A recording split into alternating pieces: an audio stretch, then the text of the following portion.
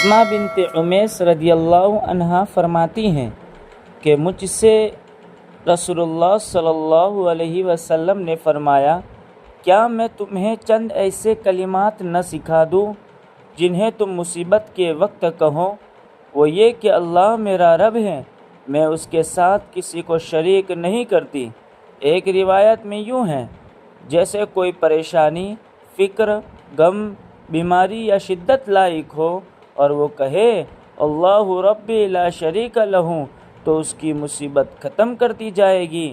بہت سے معاملات ہوتے ہیں جو تہ در تہ تاریکیوں کی مانند آدمی کے دل پر چھا جاتے ہیں۔ جب وہ اپنے رب کی طرف لپکتا ہے، اپنا معاملہ اس کے حوالے کر دیتا ہے اور اپنے آپ کو اس کے سامنے ڈال دیتا ہے اور مخلوق میں سے کسی کو شریک نہیں کرتا، تو اس کی پریشانی دور ہو جاتی ہیں۔ لیکن اس طرح کی دعائیں جو آدمی غفلت برے اور سست دل سے ادا کرے گا تو کوئی فائدہ نہیں ہوگا۔ شاعر کہتا ہے، مال اور تعلقات کے فوت ہونے کا ہمیں کوئی غم نہیں، اگر ہماری روح سلامت ہے۔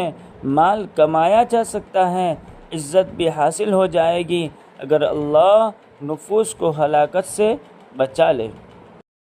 رسول اللہ صلی اللہ علیہ وسلم نے فرمایا، اگر کسی بندے کو کوئی تکلیف یا صدمہ پہنچے اور وہ الفاظ یہ کہے تو اللہ تعالیٰ اسے ضرور اس کا نعم البدل عطا فرما دیتے ہیں۔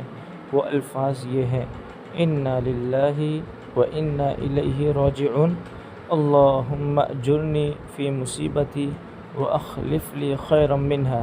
یقیناً ہم اللہ ہی کی ملکیت ہیں اور اسی کی طرف لوٹ کر جانے والے ہیں۔ اے اللہ مجھے میرے اس صدمے یا تکلیف کا اجر دے اور بدلے میں مجھے اس سے زیادہ بہتر دے۔ یہ بہترین دعا ہے، اس کو یاد کر لیں اور جب بھی کوئی مصیبت پہنچے اس کو ضرور پڑھیں۔